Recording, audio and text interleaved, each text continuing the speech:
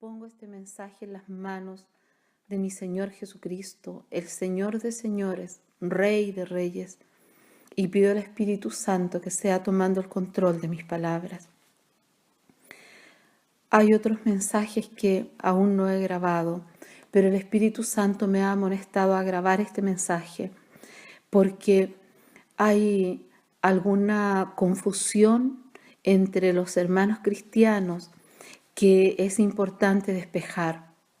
Hace unos días, una persona con autoridad en mi vida me dijo que la liberación no es para todas las personas, que no es para todos, que hay que tener un llamado especial, que hay que tener una capacitación especial y que Dios elige a la persona que va a hacer liberación, igual como Él reparte sus dones, de la misma forma entrega esto que se podría llamar como un ministerio de liberación a algunas personas que tienen las características para sacarlo adelante y que Él elige dentro de su cuerpo a quienes les va a dar esta tarea o este ministerio.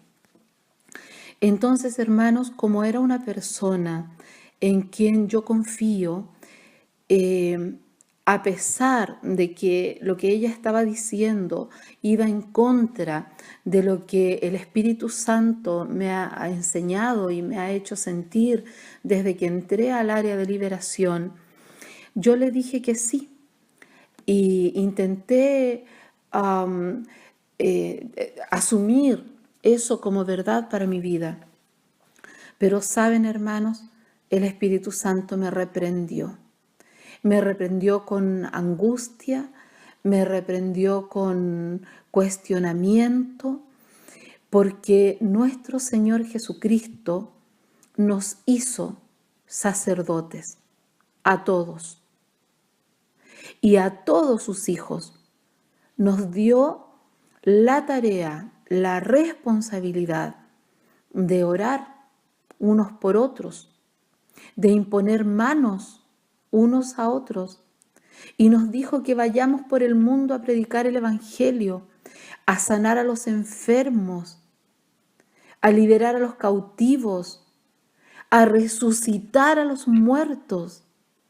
Él nos dio esa tarea y nos delegó su autoridad a todos. Entonces, hermano, hermana amada, por favor que no lo engañen, que no le mientan. Yo sé que no es intencional, porque es lo que ellos creen. Y ruego a Dios que les abra el entendimiento y que les revele la verdad. Porque saben, hermanos, esa creencia ha sido implantada por el enemigo para tener al pueblo de Dios, al pueblo de Jesucristo atado de entendimiento, atado de manos, atado de pies, atado de vista y oído, para que no sepan y no comprendan el poder que Jesucristo nos delegó, el poder que tenemos como hijos de Dios, sacerdotes del Altísimo. Tenemos mucho poder, hermanos, pero estas creencias implantadas por el enemigo en cientos de años de historia del mundo es lo que ata a la iglesia. Hoy encontré el mensaje en el WhatsApp de una hermana que dice que no hay que andar reprendiendo, ni atando, ni liberando, porque todo lo que sucede es voluntad de Dios. Pero esta hermana no comprende que nuestro Dios envió a uno como Dios de este mundo y que tiene cierto poder para oprimir al ser humano. Y al ser humano, nuestro Dios nos dio libre albedrío para decidir lo que hacemos en nuestra vida. y que con ese libre albedrío a veces pecamos. Y el pecado abre la puerta para que Satanás, este enemigo de Dios, entre a oprimir al ser humano. Entonces me pregunto, ¿todo lo que sucede es voluntad de Dios? Si es así, ¿qué es el libre albedrío? Entonces, hermanos, no debemos nosotros equivocar los conceptos. Dios es omnipotente.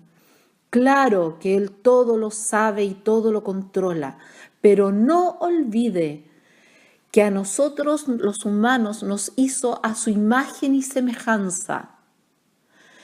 Y parte importante de las características que entregó al ser humano es la libertad de elegir, el libre albedrío. Y usted puede elegir pecar contra su Dios, contra el Dios Altísimo. Y al pecar se le da un derecho legal, una autorización a Satanás para que oprima su vida. Entonces, cuando a usted le va mal, cuando le suceden accidentes, cuando no puede prosperar financieramente, cuando tiene hijos en drogadicción o depresión, etcétera, no le eche la culpa a Dios. Esa no es la voluntad de Dios. La voluntad de Dios es que usted sea libre, sano, próspero y, por supuesto, que alcance la vida eterna.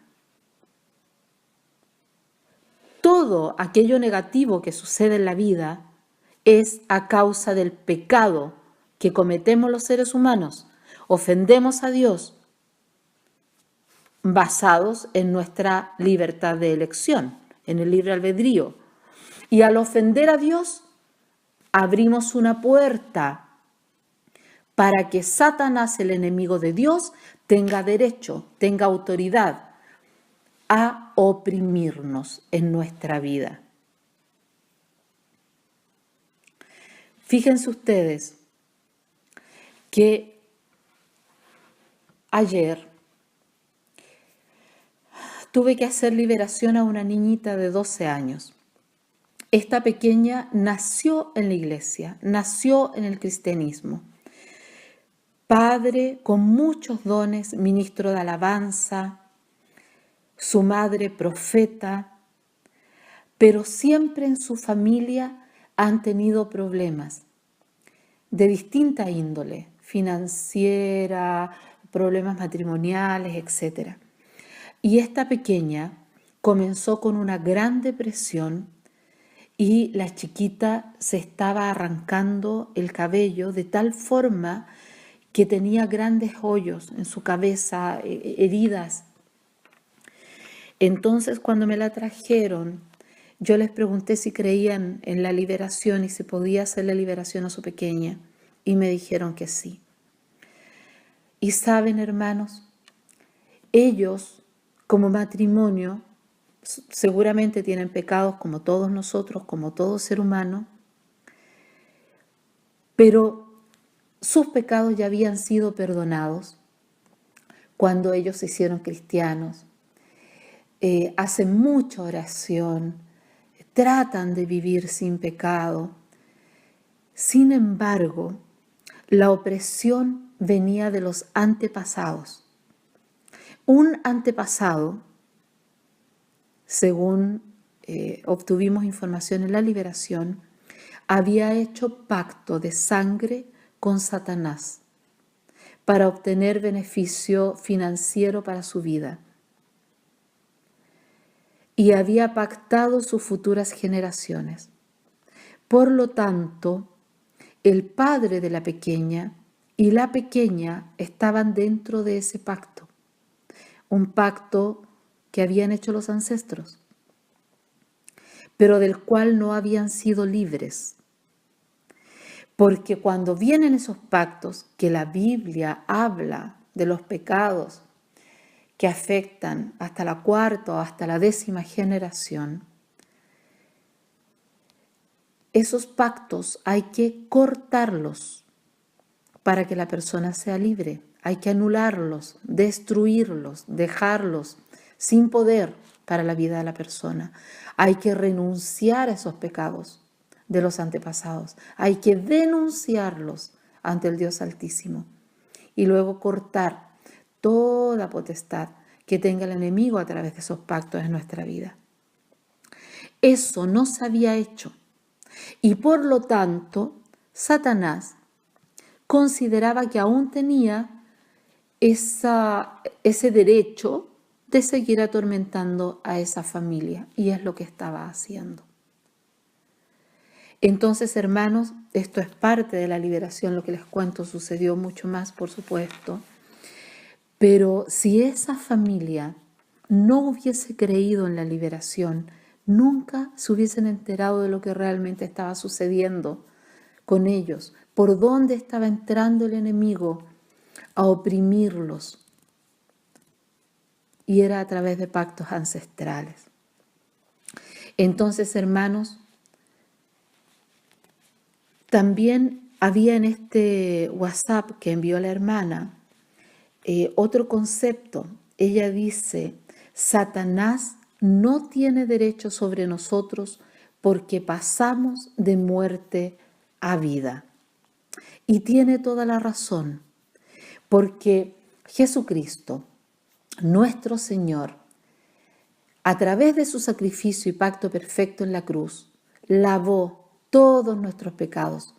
Nuestros pecados fueron perdonados. Estamos en perdón. De ahí en adelante, si usted peca, y que probablemente lo haga, porque todos pecamos, abre la puerta para que el enemigo lo oprima o la oprima. Entonces, cada vez que nosotros cometemos un pecado, Satanás tiene derecho a enviar uno de sus demonios o él mismo a entrar y oprimirnos. También sucede que hay brujos, hechiceros, satanistas constantemente haciendo conjuros, hechicerías, pactos en contra de los cristianos, en contra de personas específicas, en contra de iglesias específicas. Y cuando hay un pecado o una puerta abierta, por pequeña que sea, la aprovechan. Y entonces entra Satanás a destruir a las iglesias. ¿Acaso no han visto ustedes iglesias prósperas que de la noche a la mañana comienzan con chismes, con envidias, con problemas de llevarse mal los hermanos, empiezan a alejarse de la iglesia, se van y las iglesias comienzan a morir? O cuando en las iglesias de un rato para otro la gente comienza a no dar ofrendas, a no diezmar, a no apoyar las actividades de la iglesia, como que todo se enfriara de un rato para otro. Eso no sucede solo porque sí. Eso es Satanás oprimiendo. ¿Y cómo entra? A través de los pecados. La incredulidad, la falta de fe, el cuestionar todo, el dudar de todo. Son espíritus, hermanos, espíritus enviados por Satanás a las iglesias, a los cristianos. No se dejen engañar,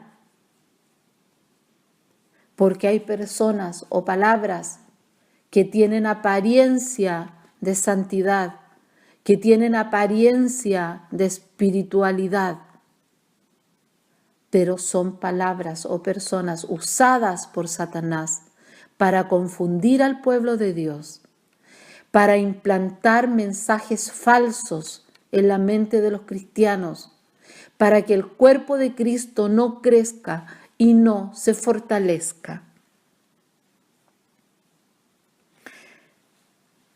Entonces, estamos claros que tanto las herencias generacionales como el pecado propio abren la puerta para que Satanás nos oprima.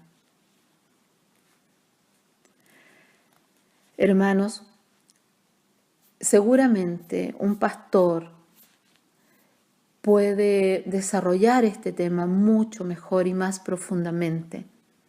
Alguien con más conocimiento. Yo hablo basada en mi experiencia, por la cantidad de liberaciones que he hecho. Hermanos, no se dejen engañar. La semana pasada, el día jueves o viernes, creo que fue, hicimos liberación a una joven que estaba con intento de suicidio, depresión, etc. Esta joven se congrega y se congrega en una iglesia, es bien activa en la iglesia, pero a pesar de eso, en todos estos años, cada día ella ha sufrido una depresión cada vez peor, cada vez más profunda, con tanto dolor que se separó de su esposo, separada de sus hijos, la persona con intento de suicidio, tanto, hermanos, que no soportó más. Y ella contactó a pastores que conocieran de liberación. Así llegó a nuestra iglesia, programamos su liberación y en todo el proceso, hermanos, todas las cosas negativas que a ella le habían sucedido durante toda su vida venían también de un pacto ancestral, de una atadura, de masonería.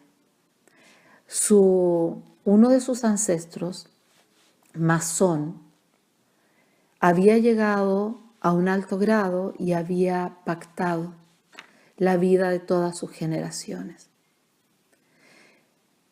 Y ella estaba sufriendo la consecuencia de ese pacto en su vida. Hermanos, las liberaciones de espíritu de masonería son de las liberaciones más fuertes que hay. Pero las personas que trabajamos en liberación sabemos que tenemos que estar preparados para soportar malos olores, para soportar vómito, para soportar malas palabras, incluso sangre, cuando la gente vomita sangre. Cuando hay espíritu de muerte normalmente sucede eso. Y gritos desgarradores a veces. Tratamos de que los demonios se sometan, no hagan daño y ojalá no hagan escándalo, ¿cierto? Que se sometan. Muchas veces obedecen, la mayoría de las veces. Pero hay situaciones en que se manifiestan y hay que estar preparado para ello y no tener temor, porque se manifiestan porque están saliendo, porque ha llegado su hora y tienen que irse.